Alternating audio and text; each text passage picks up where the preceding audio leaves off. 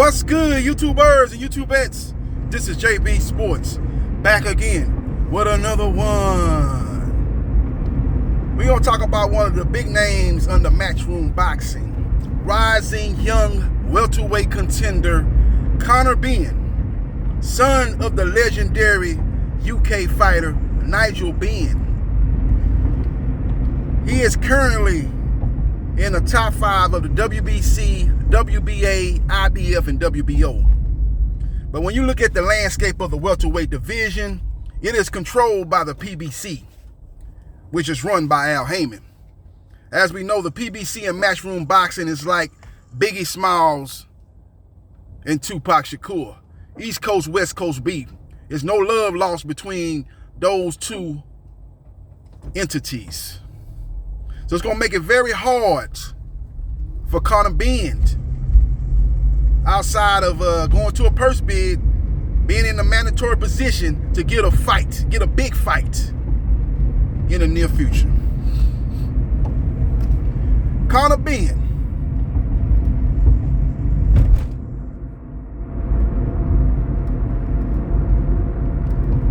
is a man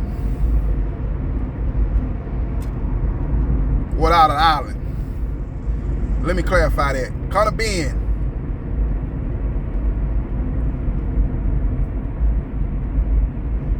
is up shit creek without a paddle.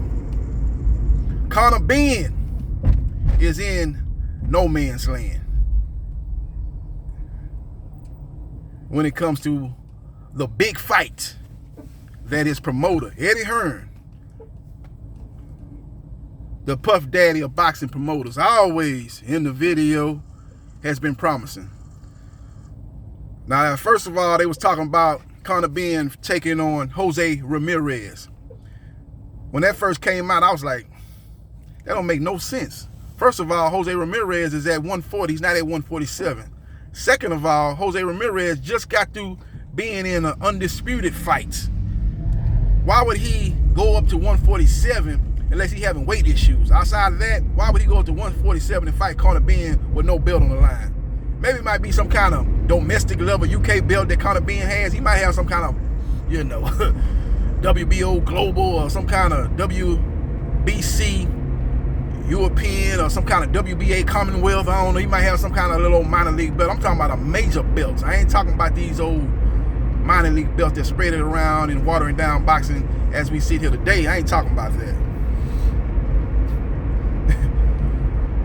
So that big fight that Eddie Hearn is talking about, I only see two options for him. And only one of them is actually, I would consider a big fight. And that is Maurice Hooker, which ain't a big fight, or Mikey Garcia. You remember him? Where he been? Talk about a guy that done fell off the radar, Mikey Garcia, who not too long ago was in one of the biggest fights when he took on Errol Spence Jr. The fight produced great pay-per-view numbers. They had damn near 50,000 boxing fans in attendance, and he got washed in that fight.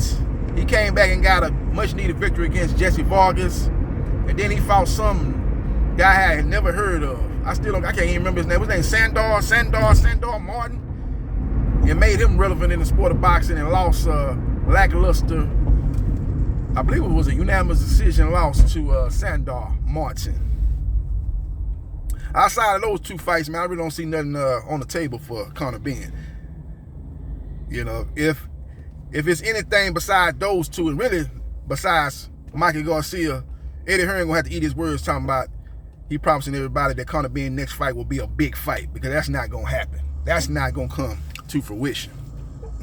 So we will see what happens, and we will see what transpires. I think next time Eddie Hearn does an interview, I got a suggestion for the interviewer. Ask him what's going on with Conor Benn, because he was talking loud, carrying a big stick about a month ago about Conor Benn gonna get a big fight, and we setting up a big fight for Conor Benn, and Jose Ramirez is a guy that we want for Conor Benn's next fight.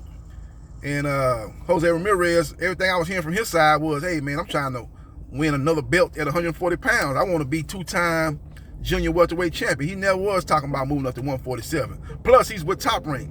Top Rank understands, I guess unlike Eddie Hearn, that the PBC got a vice grip on the welterweight division. If you want to make waves in the welterweight division, you got to do business with the PBC. And if you got problems with the PBC, if you at odds with the PBC, if you every time you doing an interview, you downing the PBC and its fighters, it's gonna make it very, very hard for you to do business with the PBC outside of a purse bid getting called. And that's the only way you can, and that's not actually doing business with no PBC. It's just you'll be able to possibly get Conor Benn a big fight with a PBC fighter. Outside of that scenario, it's going to be very, very hard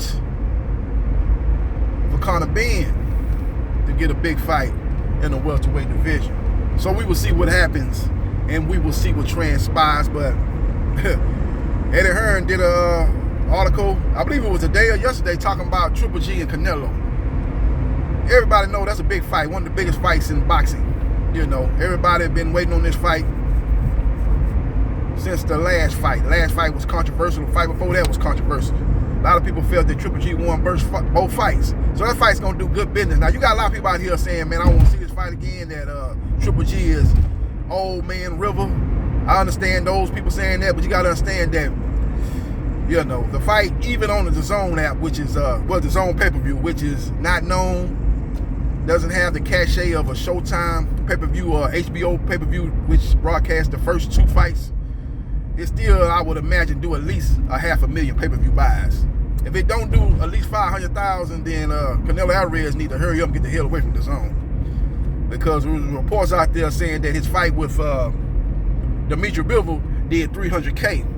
Now you can chalk that up to, okay, well, Dimitri Bivol's not known. You know, he's a guy that got a belt, but he's not really known here in the U.S. He's not even known in his own home, let alone known in the U.S. You know what I'm saying? I'm a quote the great Errol Spence Jr. He probably couldn't even sell out a family reunion. So we can chalk that up to that. But Triple G got a name. Triple G is known in the boxing circles. Triple G is the middleweight champion. If I'm not mistaken, he's a unified middleweight champion, as he defeated Murata in his last fight. So if that fight does anything south of 500,000K, Canelo Alvarez need to hurry up and get the hell away from the zone, because that's not where you want to be, man. Your star is fading. Your star is fading. It's definitely fading. So it's gonna be interesting. It's gonna be interesting to see if they do release those pay-per-view numbers. They're gonna release them if it's over 500,000. If they don't release them, you know, you're gonna know that they probably did less than 500K, and the people that put this event together are not happy. So we will see what happens, and we will see what transpires. Let me know your thoughts about Conor Benn, who's in no man's land, looking for a big fight. He did an interview not too long ago acknowledging that fact, saying, look, you know, I understand that my promoter, you know, and the PBC don't really get along, and I'm gonna have to get myself in the position to be a mandatory to get my opportunity. I don't think any of these guys are gonna be looking to take on me in any other scenario. That's basically what he said. So he understands this. I don't know what his contract situation is with Eddie Hearn, but he did say that he's happy with his situation. He said Backroom Boxing has brought him to this point. He's very happy, and they brought him to a great position. You got to give credit where credit's due. He's top 5 in the WBC, WBA, IBF, and WBO. So he's in good position, man. He's probably one more win away from probably at least fighting for eliminator, if not outright a mandatory position. So he just needs to have that right dance part in this next fight, man. So it's going to be interesting to see what Matchroom Boxing will be able to come up with. I believe that Maurice Hooker is a front runner, but that is not a big fight. And people need to call Eddie Hearn out on that if it indeed ends up being Maurice Hooker. If it's Mikey Garcia, okay, that's a big fight. That's a big name in the U.S. That's a dangerous fight, but hey, you got to risk some for the reward to be that much greater, man. The greater the risk, the greater reward. So sometimes you got to take the training wheels off. You got to take the kid gloves off and put that guy in there and tell him, hey, man, you got to sink or swim. Mayweather did it in his career. Devin Haney just got through doing it when he took on George Kambosos. It's time for Conor Benn to get out there and do it. Deron Boots Ennis is looking to do that. He's in prime position to get an opportunity versus a Errol Spence Jr. or Terrence Crawford, or at least fight for a vacant belt.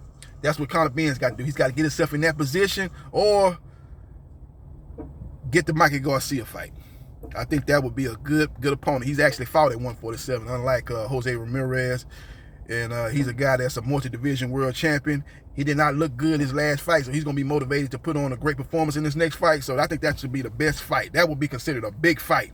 Eddie Hearn has worked with Mikey Garcia in his last 2 fights, if I'm not mistaken, the Sandor Martin fight and the fight with Jesse Vargas. So they got a good relationship, so that should be a fight that should be easily be able to be finalized. But both parties got to be motivated to make it happen. So we will see what happens, and we will see what transpires. Let me know your thoughts about Conor Benn, man, in his situation in no man's land. Let me know your thoughts about Eddie Hearn and his ongoing feud with the PBC, which is hurting a lot of his fighters from getting opportunities in the sport of boxing. Let me know your thoughts. Follow me on Facebook, Gerard.Briscoe.3551. Like, share, and subscribe to JB Sports, the man, the myth, the legend. And I holla.